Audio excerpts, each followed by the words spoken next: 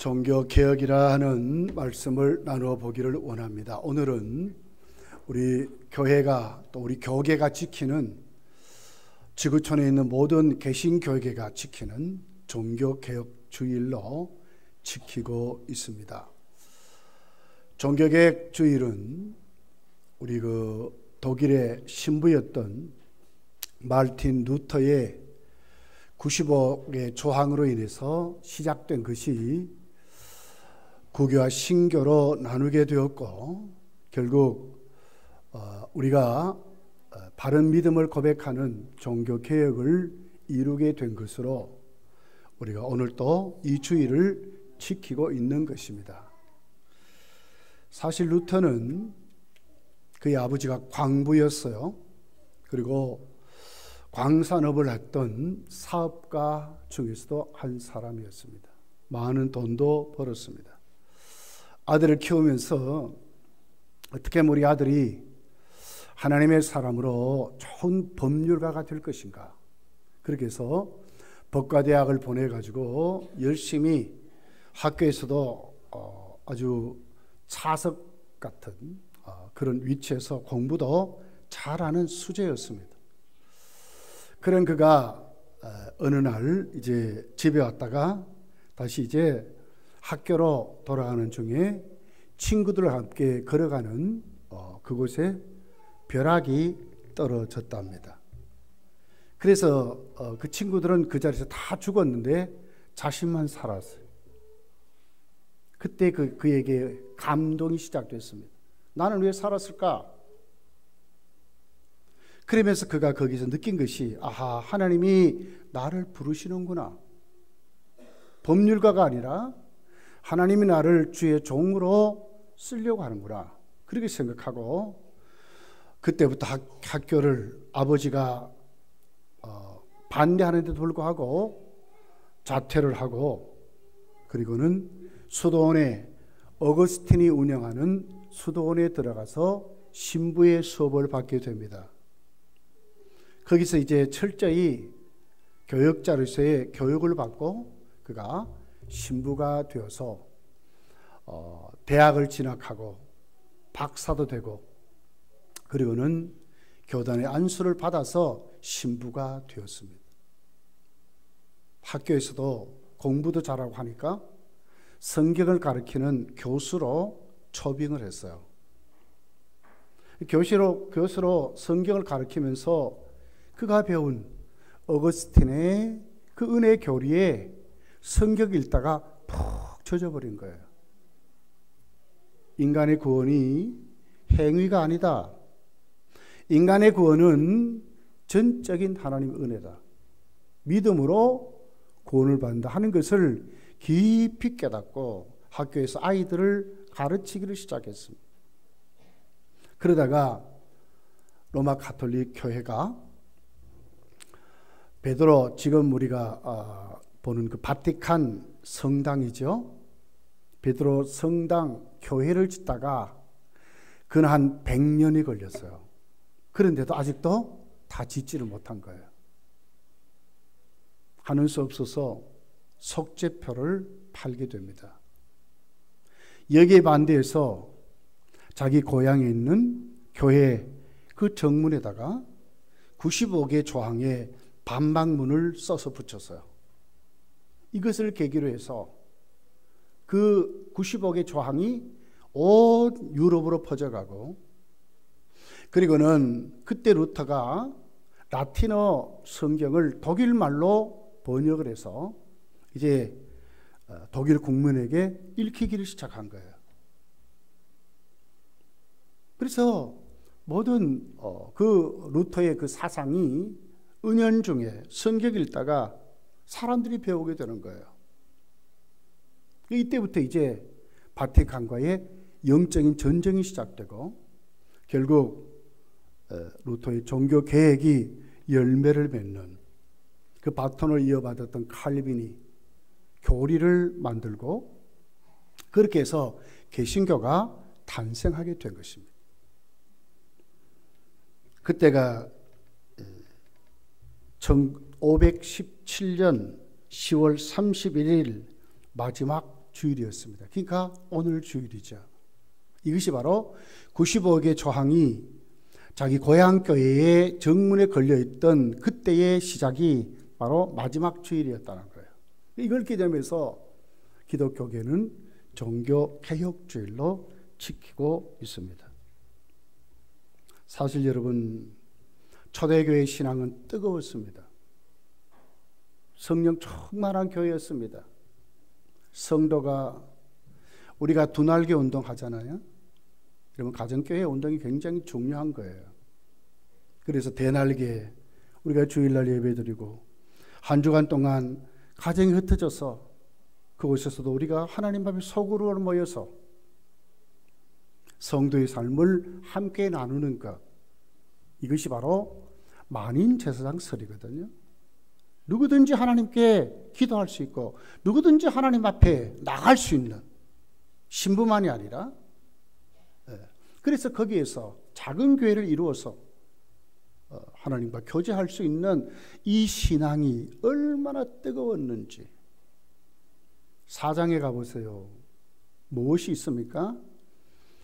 산내들인 공의 그 핍박을 사도들이 성령 충만해서 담대하게 그 권력에 맞서서 우리가 어찌 예수의 이름으로 전하지 않을 수 있느냐?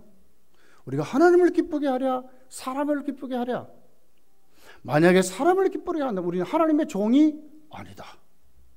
담대히 맞서서, 그리고는 온 성도들 은혜를 받습니다. 모든 사유재산을 교회 앞에 바칩니다. 이것이 여러분 세계 복음화의 시초가 된 게 아닙니까? 그렇게 뜨거웠던 그 신앙이 어떻게 됐습니까? 로마가 기독교를 국교로 인정하는 그때부터 타락하기를 시작한 거예요.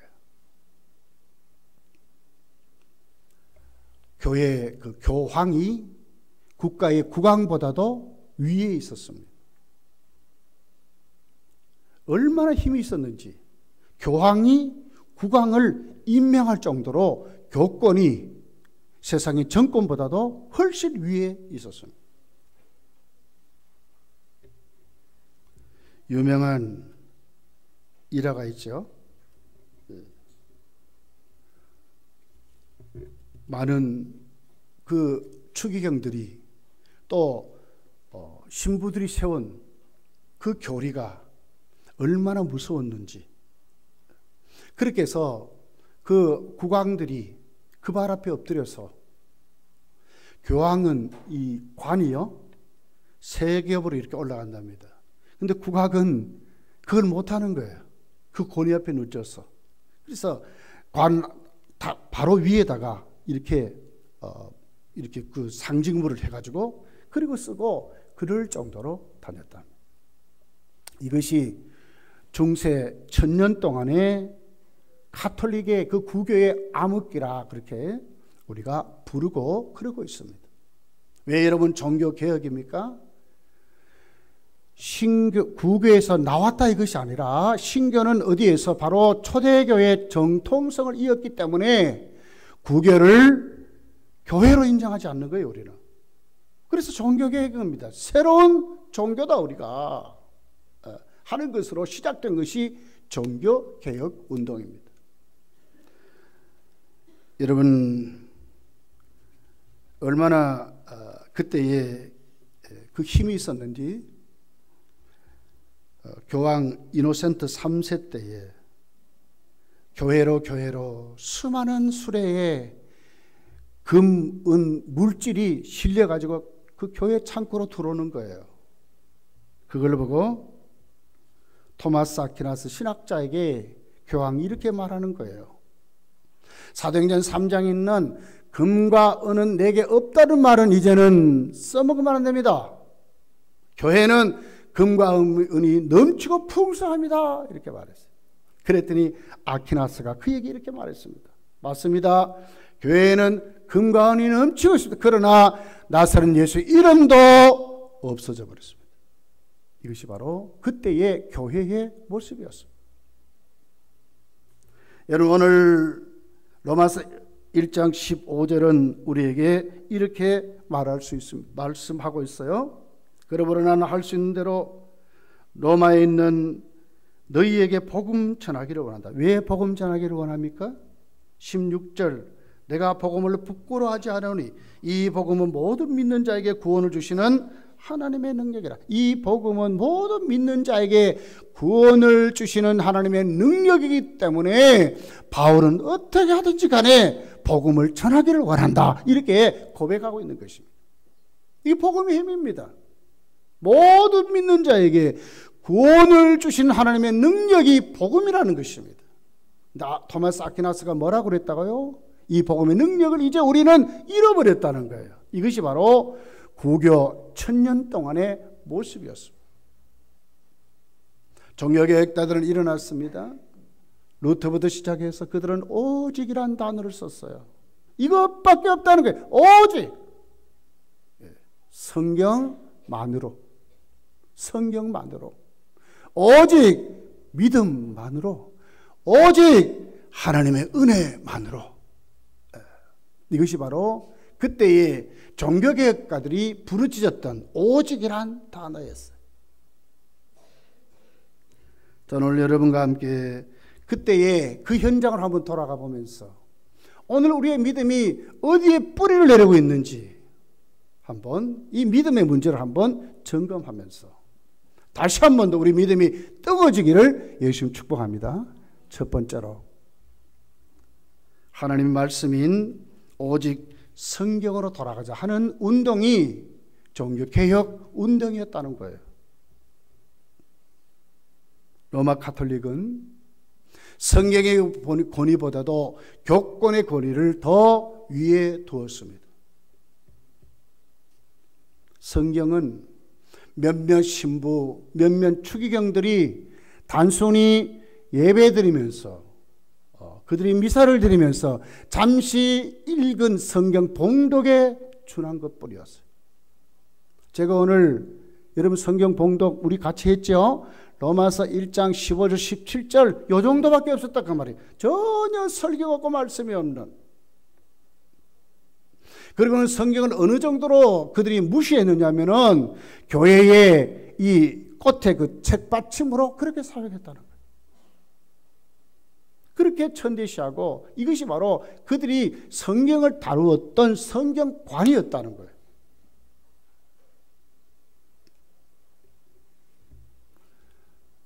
우리는 이렇게 고백합니다. 성경이 뭐냐? 우리 신앙과 행위의 유일한 규범이라고 우리는 믿습니다. 왜냐하면 성경은 하나님의 말씀이기 때문에 그렇습니다. 정확무한 하나님의 말씀을 우리는 믿고 고백하고 그러고 따르고 있습니다. 우리의 신앙과 우리의 모든 삶의 행위의 유일한 규범이라고 우리는 믿습니다. 그런데 이분들이 왜 교권을 성경보다도 더 위에 두었는가? 바로 교회가 성경을 해석해서 정경으로 삼았기 때문에 교회의 권위가 더 위에 있다는 거예요. 그러니까 교회가 이건 성경이 아니다면 아니다는 거예요. 교회가 결정했기 때문에 교회의 권위가 성경보다 더 위에 있다는 거예요. 어떻게 생각하면 이성적으로 이게 맞는 것 같아요. 교회가 정했잖아요. 그건 맞습니까? 그렇지 않습니다. 하나님의 말씀이니까 교회가 그 말씀을 하나님의 말씀으로 받아들인 것입니다. 이것이 하나님의 말씀이에요. 하나님 말씀이니까, 이게 정경이니까 교회가 하나님 말씀으로 아멘하고 받아들였다 그 말이에요.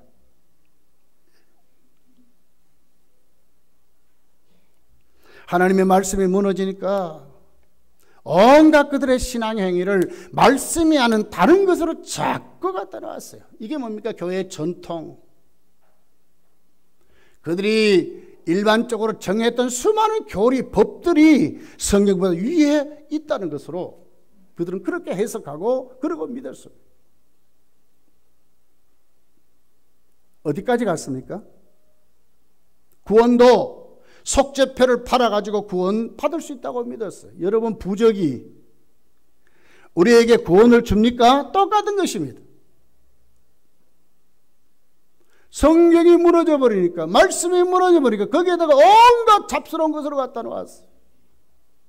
교황은 죄가 없답니다. 여러분, 의인이 없는 하나님이 없다고 하는 하나님 말씀은 눈에 감겨져 버렸고 하나님 말씀이 없으니까 그런 거예요.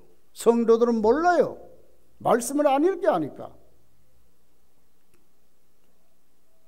교황은 죄가 없다는데 교황은 죄가 없습니까, 여러분? 추기경들이 모여가지고 정한 법이 곧 하나님의 말씀이래. 어떻게 그것이 하나님의 말씀입니까? 여러분, 우리가 아무리 총회의 거리가 높다 해도 총회가 총회를 하면서 정하는 모든 법은 성경은 아닌 것입니다. 참과 사항일 뿐이지. 성경은 아닌 거예요. 그들은 그렇게들 믿었어요. 나중에 어디까지 갔습니까? 성모 마리아를 신앙의 대상으로 그렇게 삼았습니다. 지금도 천주교인들은 어떻게 합니까? 성당에 들어가면 마리아상이 있습니다. 거기 어떻게 합니까? 절하고 갑니다. 거기서 기도합니다. 나중에 어떻게 됐습니까? 신부의 성직도 팔고 사고 그랬습니다. 그럼 거기 신부가 어떤 사람들이 들어왔겠어요? 돈 많은 사람들이 신부가 되는 거죠. 깡패도 신부가 될 수 있고 사기꾼도 신부가 될 수 있고 전부 그렇게 되어버렸어요. 그러니까 어떻게 됩니까? 교회가 타락합니다. 수많은 부정부패뿐만 아니죠. 수많은 사생아들이 생긴 것이 바로 그때의 모습이었어요. 수많은 사생아들이 생겼어요. 바티칸 성전을 짓다가 돈이 모자르니까 헌금하는 수단으로 속죄표를 팝니다. 누구든지 속죄표를 파면 구원을 받는다. 사면 구원을 받는다. 죽은 영혼도 연옥에 가 있는데 후손이 속죄표를 사주면 그들이 연옥에서 천국으로 올라간다는 거예요. 죽은 자도 돈만 있으면 구원받는다고 그렇게 가르쳤어요.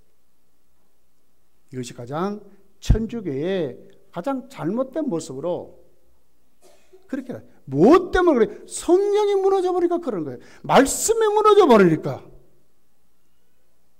유일한 신앙과 행위의 규범이 무너져 버리니까. 하나님의 말씀이 없으니까 그렇게 되어버렸어요. 여러분, 사사기가 우리에게 가르쳐 주잖아요. 하나님의 말씀이 없으니까, 하나님 말씀이 유전되지 못하니까 그들이 각기 자기 소견대로 행해버렸더라. 자기들 마음대로 살아가고 자기들 마음대로 생각하고 자기들 마음대로 우상숭배에 빠져버리는 거예요. 하나님의 말씀이 어떻습니까? 디모데후서 3장 15절은 이렇게 말씀하죠. 네가 어려서부터 성경을 알았나니 성경은 능히 너로 하여금 그리스도 예수 안에 있는 믿음으로 말미암아 구원에 이르는 지혜가 있게 하느니라. 성경이 어떻게 했다고요? 디모데에게 어려서부터 성경이 너 속에 들어가서 구원에 이르는 지혜가 있게 했다고 가르쳐 주고 있습니다. 성도가 성경을 손에 놔버렸을 때 하나님의 말씀을 가볍게 생각하고 쉽게 생각해 버렸을 때 어떻게 되겠습니까?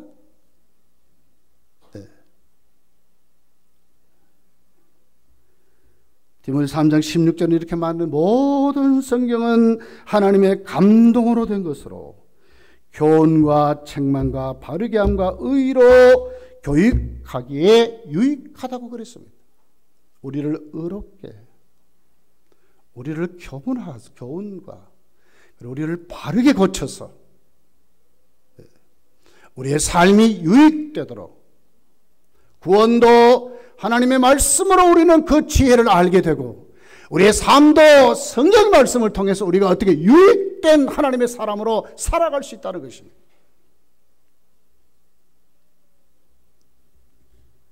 물질 만능 시대를 살아갑니다. 만몬이 우상이 되어가고 있습니다.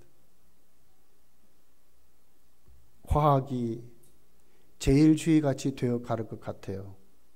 로봇가 거짓 사람 다 되도록 만든답니다. 로봇가 감정이 있는 로봇을 만든답니다. 이미 만들었다고 말하고 있습니다. 과학 만능 시대를 우리가 살아가고 있습니다. 그러다 보니까 어떻게 됩니까? 모든 사람들의 생각과 가치관이 다원주의화 되어버렸습니다. 종교도 내가 살아가는 삶의 수단일 뿐이라고 생각합니다. 하나의 도덕적인 가치 기준이라고만 생각합니다.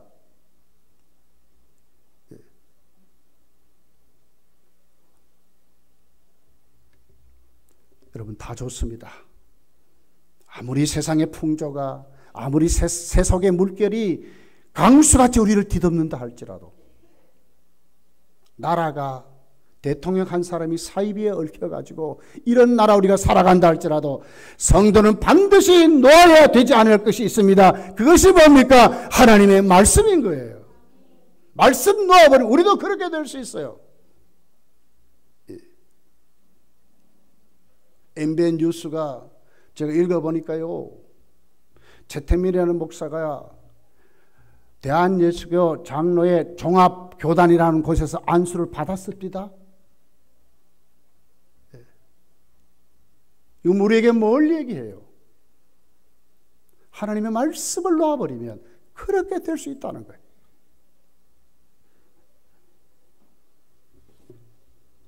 다 변질됐다 할지라도 성도는 뚜렷이 눈을 뜨고 오늘 우리가 살아있어야 하는 것은 하나님의 말씀이기 때문에, 하나님의 말씀이기 때문에, 사사로운 인간의 말이 아니라 하나님의 말씀, 우주를 창조하신 그분의 말씀이기 때문에 1.1핵도 오류가 없는 정확무한 하나님의 말씀이기 때문에 오늘 우리는 그 말씀 속에 우리의 신앙과 행위를 놓고 살아가는 그런 믿음의 사람이 되어야 한다는 것입니다. 우리 모든 성도가 여러분 하나님의 말씀을 여러분 손에 또 여러분의 삶에 넘치기를 예수님 축복합니다. 두 번째는 오직 믿음으로 하는 말입니다.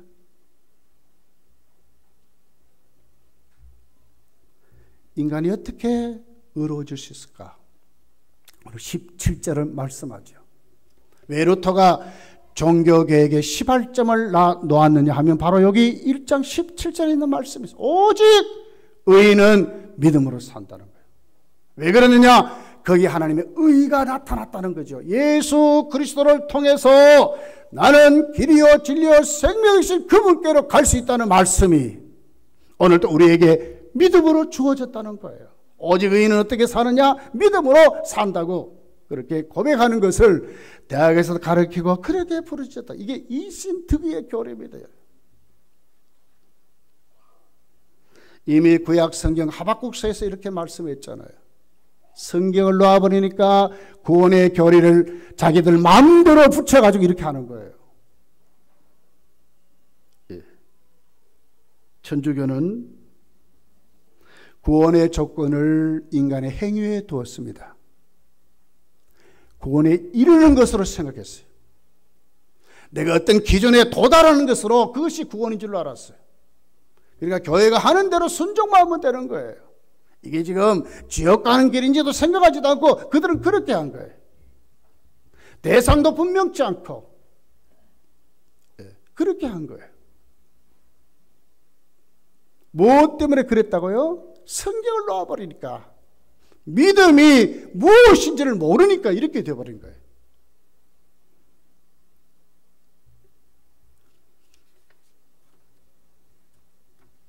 사도행전 4장 12절은 이렇게 말씀합니다. 다른 이로서는 구원을 얻을 수 없나니. 성경을 놓아버리니까 다른 것으로는 구원을 얻을 수 없다 그랬는데, 다른 것을 구원을 얻을 수 없다 그랬는데, 속 잡혀 서면 구원받는답니다. 영세 받으면 구원받는답니다. 더 많은 죄를 지으면 신부에 가서 고해합니다. 그리고 더 많은 죄를 지으면 어떻게 하면 선을 쌓는 겁니다. 그때 이것이 구원의 방법인 줄 알았어요. 자기에게 주어진 일과를 잘 달성하면 구원받는 줄 그렇게 알았다고 말이에요. 제가 물어보겠습니다. 여러분 오늘 예배에 참석하는 걸로 여러분 구원 받았습니까? 아니에요. 구원은 오직 예수를 믿음으로 구원을 받습니다. 예배에 나왔습니까? 아니라니까요. 구원은 오직 예수를 믿음으로 구원을 받는다니까요.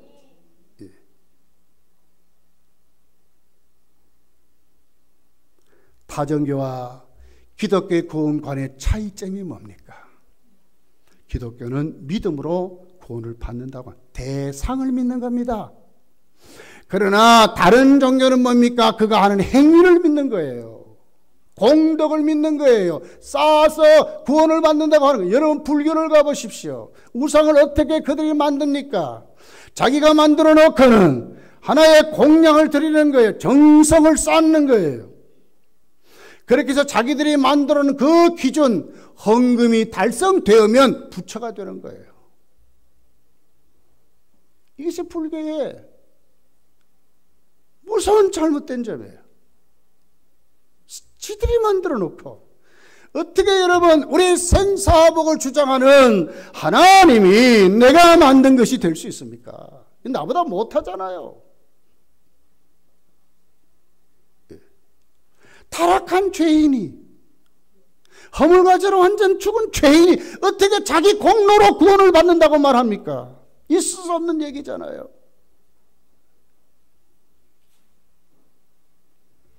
이사야 40장 19절서부터 우상에 대해서 말합니다.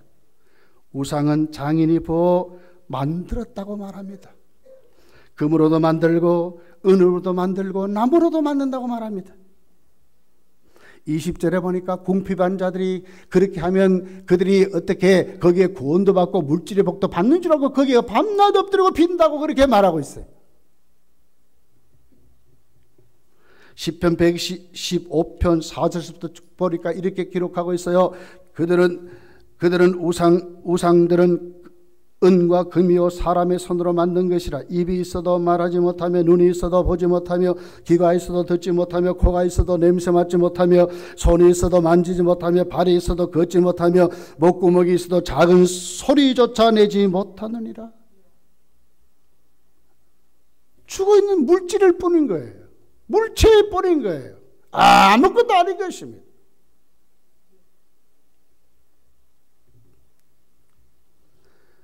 시편 135편 17절에 보니까 이렇게 하면서 아무 호흡도 없다. 아무 호흡도 없다. 이렇게 말해요. 하나님 어떤 분입니까? 전지전능하신 하나님이십니다. 지금도 살아계신 하나님입니다. 누가 손바닥으로 바닷물을 헤아렸으며 뺨으로 하늘을 쟀으며 땅에 티끌을 되어 담아 보았으며 접시의 저울로 산들을 막대 저울로 언덕을 뜰을 달아 보았느냐. 그에게는 열방이 통해 한 방울의 물과 같고 저울의 작은 티끌 같으며 섬들은 떠오르는 먼지 같으니라. 그런즉 너희가 하나님을 누구와 같아 하겠으며 무슨 형상을 그에게 비기겠느냐. 하나님과 어떻게 무슨 형상을 갖다 놓고 비교할 수 있겠냐 그 말이에요.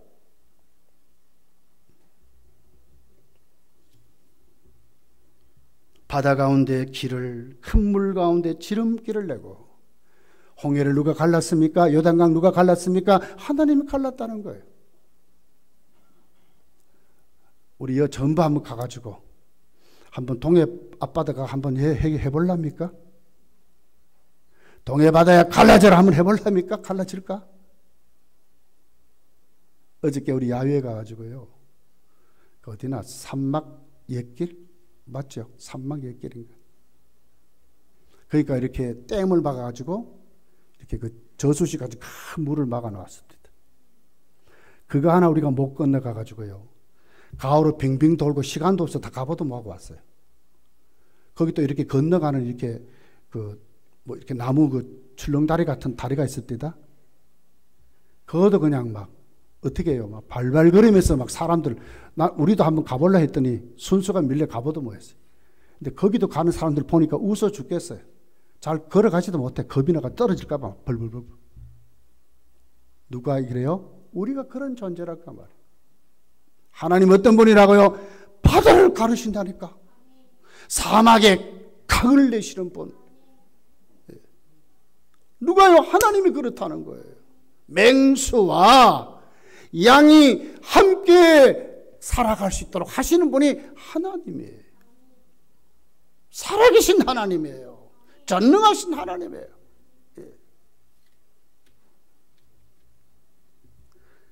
이사야 42장 5절부터 가서 보면 하늘을 창조하며 펴시며 땅과 그 소산을 내시며 땅의 백성에 호흡을 주시며 땅에 행하는 자에게 영을 주시는 하나님 여호와께서 이같이 말씀하니라. 땅에 호흡을 주시고 소산을 주시고 하늘과 땅을 창조하셨고 하나님 백성에게 숨기를 주시는 그 하나님, 그분이 우리에게 말씀한다 그 말이에요. 우상과 비교가 안 되잖아요, 여러분. 예. 눈먼 자들의 눈을 밝히며 갇힌 자들을 감옥에서 이끌어내며 흑암에 앉는 자를 감방에서 나오게 하리라.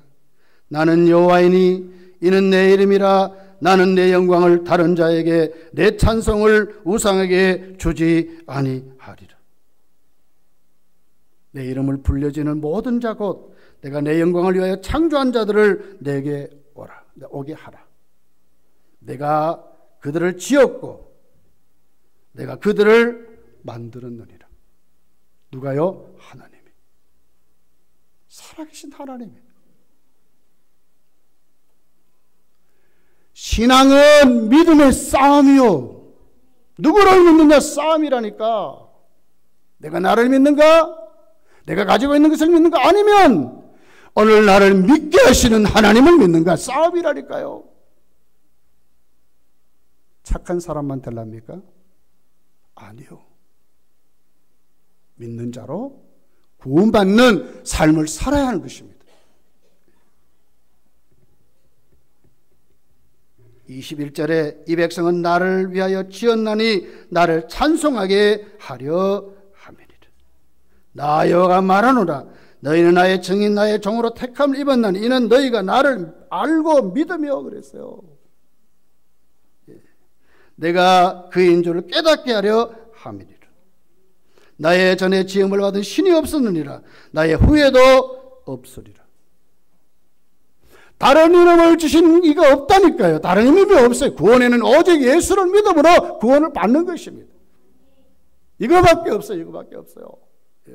무슨 거기에 행위가 있습니까? 아니에요. 아니에요. 항해는 열매일 뿐이죠. 믿음으로 살아가는 사람들이 맺어지는 순종의 삶의 결과예요. 결과. 아브라함도 부름을 받을 때 히브리서 11장 8절을 보세요. 믿음으로 순종하고 갔다 그랬어요. 예수를 믿는 구원받은 우리들이 삶도 믿음으로 살아가는 거예요. 믿음으로 살아가는 거예요.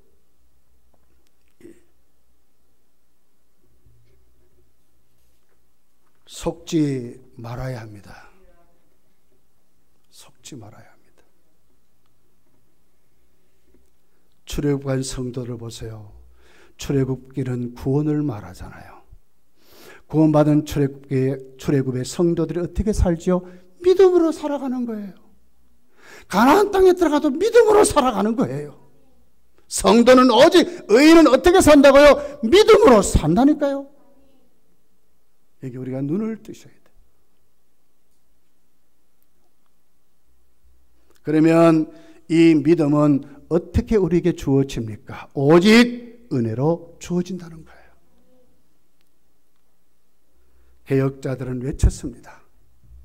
어떤 것을 이 정도에서 덤으로 따는 것이 아니라 다 하나님의 은혜로 주어진다는 거예요. 마르틴 루터가 어거스틴 수도원에서 공부할 때에 한 꿈을 꿉니다. 시험하는 자가 나타났답니다. 이 마귀죠. 마르틴 루터에게 말합니다. 내가 가진 이 책을 한번 봐라. 마르틴 루터가 어릴 때부터 지금까지 모든 지은 죄가 거기 다 기록이 되어 있었답니다. 할 말이 없습니다. 절망합니다. 이 같은 내가 어떻게 구원을 받는다고 말하느냐. 절망하는 순간에 한 음성이 들려옵니다. 네가 이런 더러운 죄를 지었지만 그리스도의 보혈이 너의 죄를 깨끗게 씻었느니라. 그 음성에 사단이 그렇게 펄펄 눈에 불을 켜고 달려들어가도 꼼짝 못하고 도망갔다 하는 것이었습니다. 루터는 한 일이 없습니다. 그런데 누가요? 예수 그리스도의 보혈이, 예수 그리스도의 피가 그의 죄를 씻었다는 꿈을 꿨다 그 말이요. 그 음성을 들었다 그 말. 그 음성 앞에 사탄이 벌벌 떨고 도망갔다 그 말. 은혜 아닙니까? 은혜 아닙니까? 은혜지요, 은혜죠. 로마서 3장 24절을 보십시오. 그리스도 예수 안에 있는 구속으로 말미암아 하나님의 은혜로 값없이 의롭다 하심을 얻은 자 되었느니라. 어떻게 됐을까? 은혜로 값없이 의롭다함을 얻는 자가 되었다는 거예요. 에베소 2장 8절 너희가 그 은혜를 인하여 믿음으로 말미암아 구원을 얻었나니 이것이 너에게서 난 것이 아니요 하나님의 선물이라. 어떻게 됐다고요? 하나님의 선물이래. 우리에게서 난 것이 하나님의 선물이래. 디모데후서 1장 9절에 보니까 하나님이 우리를 구원하사 거룩하신 부르심으로 부르심은 우리 행위대로 하심이 아니 오직 자기 뜻과 영원한 전자부터 그리스도 예수 안에 있는 우리에게 주시는 은혜대로 하심이라. 어떻게? 은혜대로 하심이라. 예정된 가운데 예수께서 십자가에 죽으시고 어떻게 성령이 우리에게 구원을 적용시킬 때에 그리스도께서 죽으신 그 은혜가 우리에게 적용됐다. 그래서 우리가 믿게 된 겁니다. 자랑할 거 없고 감사할 수밖에 없는 우리들이 된 것입니다.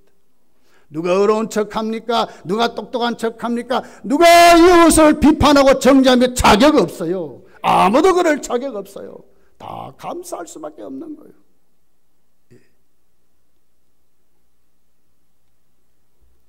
그리고 개혁가들이 부르짖은 것이 있어요. 이것이 만인 제상설입니다. 예수께서 십자가에 죽으신 그 은혜가 우리로 하여금 하나님과 우리 사이에 어떤 중보자도 없이 우리가 하나님께 직접 나아갈 수 있다 하는 말씀이었어요. 그 전만 해도 그것은 어떻게 됐습니까? 성모 마리아를 통해 갑니다. 성인들을 통해 갑니다. 죄점 신부에게 가서 고해하고 죄사함의 선포를 받아야 그들은 하나님께 죄사함을 받고 구원받은 자로 그들은 세워졌다고 생각했습니다. 그러나 아니라는 거예요. 하나님과 우리 사이에 어떤 중보자도 없이 예수 그리스도가 우리를 위해서 죽어진 그 십자가의 은혜가 내가 그분을 믿는 그 순간에 누구든지 하나님께 담대히 나갈 수 있는 하나님의 자녀가 됐다는 것을 우리에게 가르쳐주는 말씀이었습니다. 베드로전서 2장 5절에 이렇게 말합니다. 너희는 산돌같이 신령한 집으로 세워지고 그리스도 예수로 말미암아 하나님이 기쁘시게 받으신 신령한 제사를 드릴 거룩한 제사장이 될지니라. 어떻게 우리가 제사장이 되라고 말하는 거예요. 그러나 너희는 택하신 족속의 왕 같은 제사장들이요 거룩한 나라의 그의 소유된 백성이었다. 이제 너희는 어두운 일에서 벗어나라고 그렇게 말하고 있어요. 히브리서 10장에 가면 이렇게 말합니다. 제사장마다 매일 서서 섬기는 자주 같은 제사를 드리되 이 제사는 언제나 죄를 없게 하지 못하거니와 오직 그리스도 그는 죄를 위하여 한 영원한 제사를 드림으로 하나님이 우편에 앉으사 그가 거룩하게 된 자들을 한 번의 제사로 영원히 온전하게 하셨느니라. 참된 중보자가 누굽니까? 디모데전서 2장 5절 하나님은 한 분이시요 또 하나님과 사람 사이의 중보자도 한 분이시니 곧 사람이시는 그리스도 예수라. 중보자가 누구라고? 단 한 분이신 그리스도 예수라고 그렇게 말씀하는 거예요. 예수의 이름으로 누구든지 믿는 자는 하나님께 나갈 수가 있는 것입니다. 여러분 죄 지었습니까? 교회 앞에 나와가지고 아니면 나한테 와서 여러분 고해합니까? 어리석은 짓이에요. 하나님 앞에 가서 예수 이름으로 회개할 때에 죄사함을 받는 줄 믿습니다.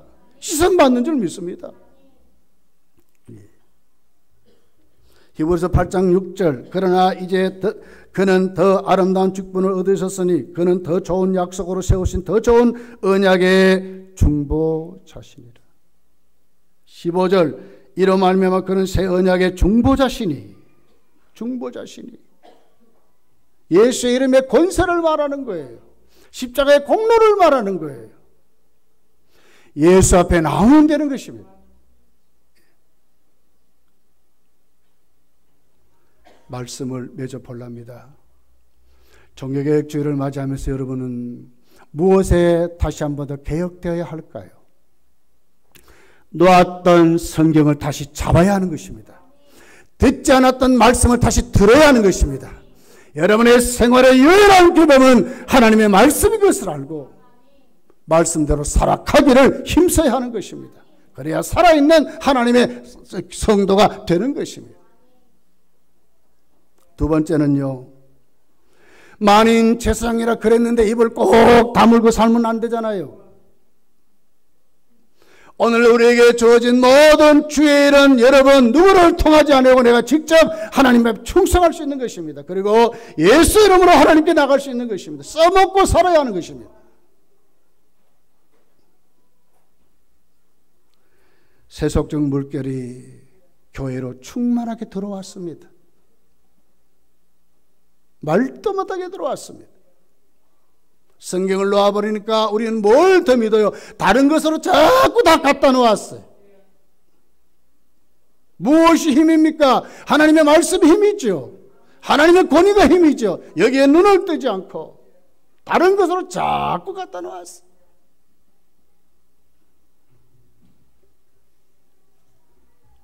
여론을 만들고 때로는 하나님이 없는 사람같이 우리는 행동할 때가 너무 많아요. 세상만이 아닙니다. 교회도 지금 그렇습니다. 하나님이 불꽃같이 보시는데도 하나님을 두렵게 생각하지 않는 것이 오늘 우리들의 모습인 것 같아요.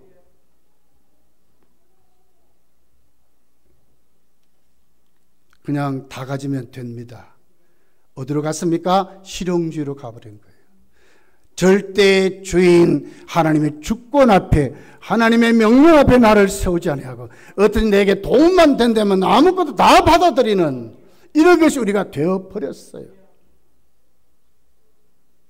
여러분, 이제 우리가 어디로 돌아와야 되겠습니까? 말씀으로 돌아와야 되는 것입니다. 그리고 믿음의 삶을 살아가야 되는 것입니다. 이것이 다 하나님의 은혜인 것을 알고 그분 앞에 감사하며 살아가야 하는 것입니다. 우리가 제사장이랍니다. 제사장의 역할을 감당하고 살아가야 되는 것입니다. 여러분 속에 이 같은 믿음들이 충만해지시기를 예수님 축복합니다. 기도하겠습니다.